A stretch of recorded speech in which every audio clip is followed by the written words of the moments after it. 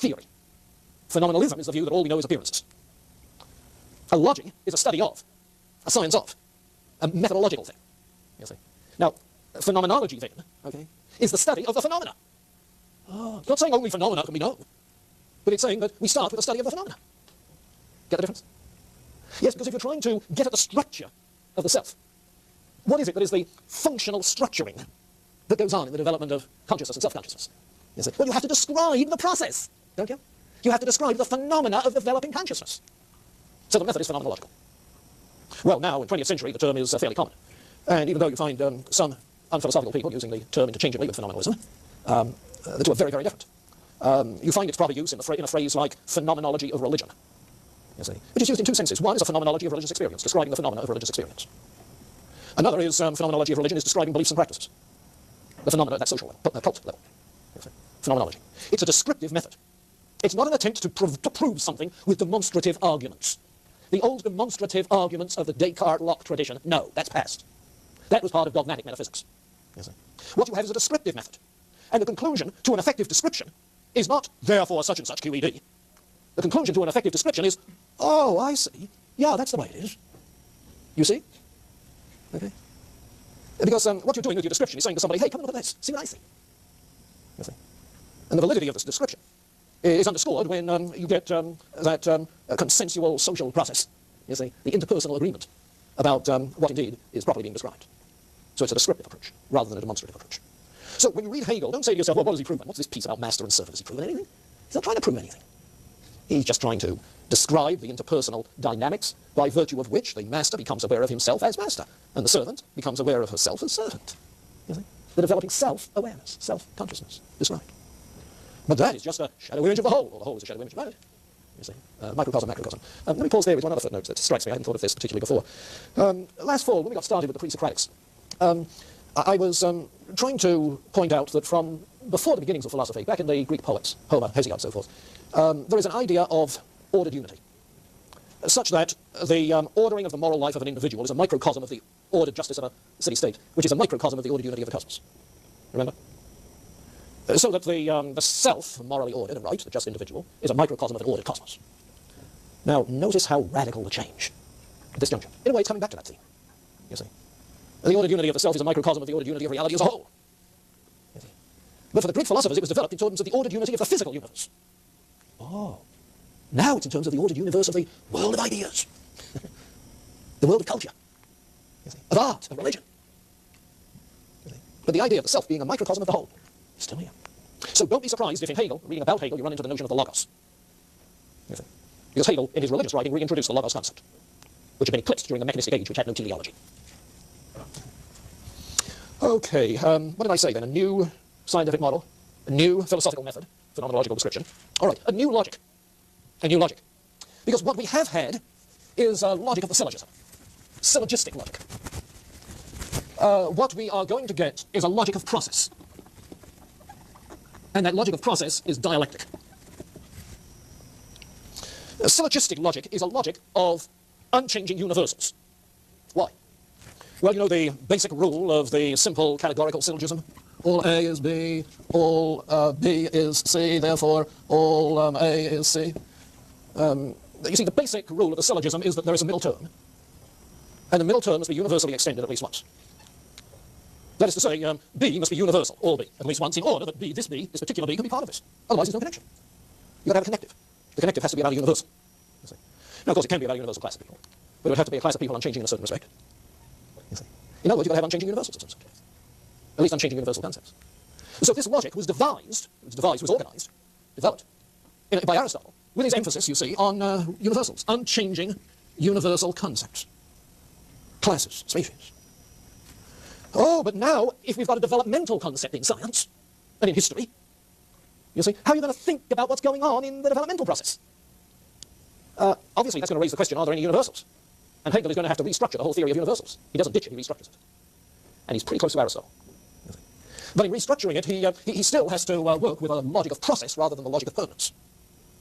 I mean, think of the pre-Socratics, where the antithesis between Heraclitus and Parmenides is the antithesis between universal change, universal permanence. Well, now we're moving to the notion that, that change is more ultimate than permanence. Change is more ultimate than permanence. When we get to Hegel, I'll make some comments about his logic. It's sometimes said that, by people who haven't read Hegel's logic, that he rejects the law of non-contradiction. He does not. Explicitly, he does not. He simply regards it as trivial in a world of change. He never stepped into the same river twice, and so he had trouble with the law of non-contradiction at the same time in the same respect. So the logic of process, dialectic, and dialectic, you remember, is the sort of thinking that says yes, no, you see, and then brings the two together in a synthesis. Thesis, antithesis, synthesis. Yes, no, well, here it is. And the problem is to grasp this. The idea is that the process of thought, which is the starting point, the process of thought is like a mental meandering, finding your way through a whole maze of ideas. Not this, but this, that's a little bit further, but yeah, we need this and this. You see, a mental meandering that leads to a fuller and fuller understanding, the unfolding concept. And applied to history, that's the view that history tends to have those swings of the pendulum. We're now seeing the conservative reaction in the former Soviet Union, and then there will be a modified, and so forth. You see. So a dialectical process, a new logic. Therefore, also a new epistemology. A new epistemology. What we had back in the 17th century, 18th century was a representational theory of knowledge. You see. Representational. Ideas that are subjective, that stand for, oh, but in these German idealists, ideas are no longer representations, static representations in the mind. Ideas arise in dynamic interaction with the world of which we're part, with the larger world. You see. And so what you have is an epistemology that stresses direct awareness, within which there is a gradual clarifying of ideas, clarifying of concepts. Direct awareness, gradual clarification. We'll see that more explicitly as we get to Hegel. And the new metaphysic, well, that's what we've been talking about. How are you going to describe the new metaphysic? It's idealism, rather than materialism, rather than dualism. It's idealism. Everything is of the nature of mind, spirit, self. It is a developmental kind of monism, if you like. You can call it an evolutionary idealism. Not all evolutionary thinking is naturalistic. These are evolutionary idealists. Everything is moving towards the full actualization of that spiritual life and vitality which underlies everything else. It's latent. It's coming out. Evolutionary idealism. It's sometimes spoken of as immanentistic, in that any divine being, absolute ground of being is immanent in the entirety. That has profound theological consequences. It means that there is no transcendent God who has to reveal himself to creatures who are external to himself. So there's no such thing as special revelation. Because if the divine is immanent, then the divine self-consciousness wells up within your self-consciousness. Yes. So there's no such thing as special revelation, acts of revelation. There is no such thing as ex nihilo creation. There is no such thing as a historic act of redemption. It's all process. From within, immanent. There's no unique incarnation. How can there be if there isn't a transcendent God to incarnate himself? The incarnation is simply a symbol for talking of the immanence of the divine in everything.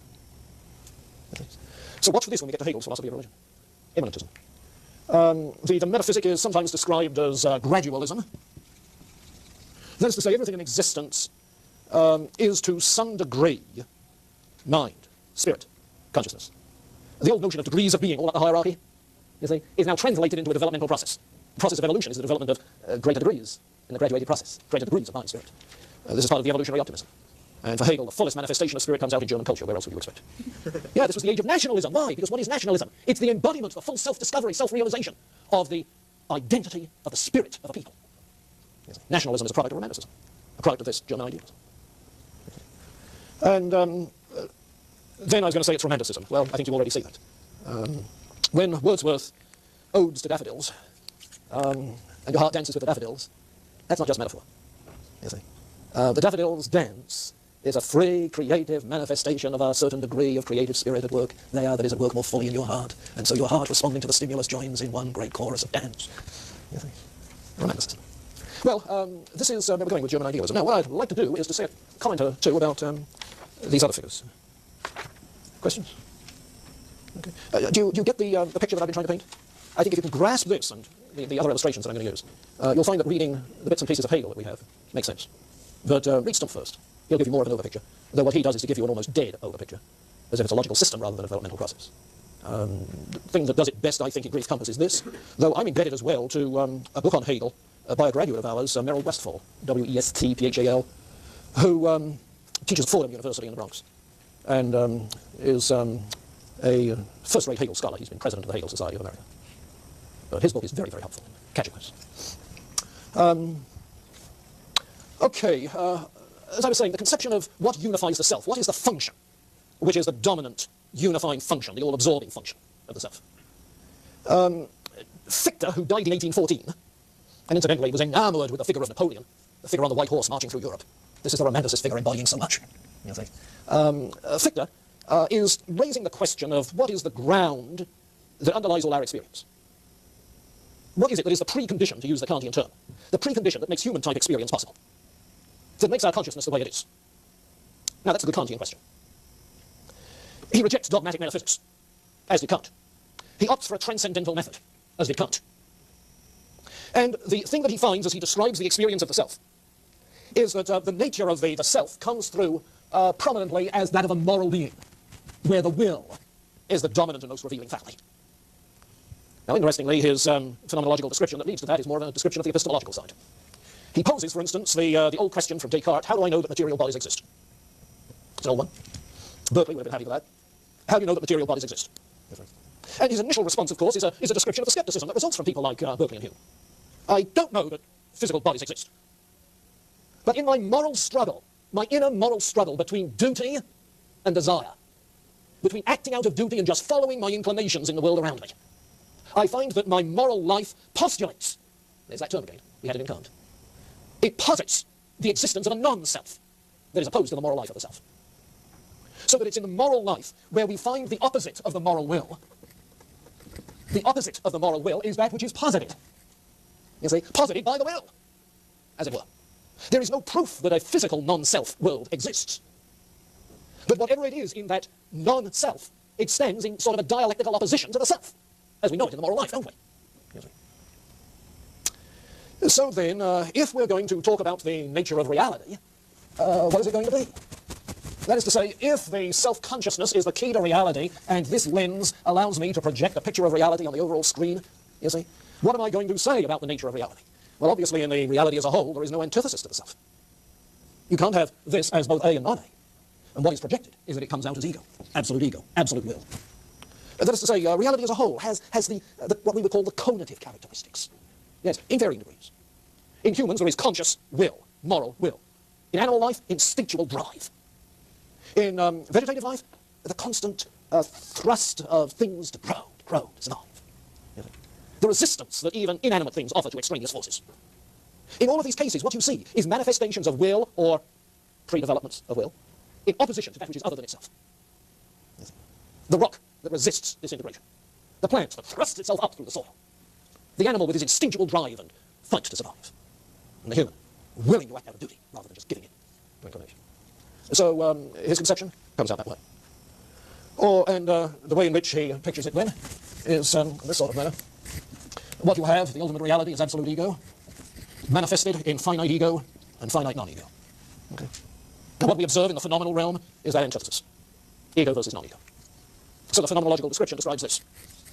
Okay. We know the reality of the striving of will. We don't know the reality of physical non-ego. Let's just posit it. And so projecting this on the screen, absolute ego is the nature of reality. Okay. Well, try it with Schelling. As I said, his point of departure is more the critique of judgment than the critique of practical reason. The focus is on the feeling one has of oneness with nature, the feeling of the ongoing teleology of which our aesthetic experience is a part, so forth. All right, so Schelling writes about the philosophy of nature in terms of an evolutionary idealism.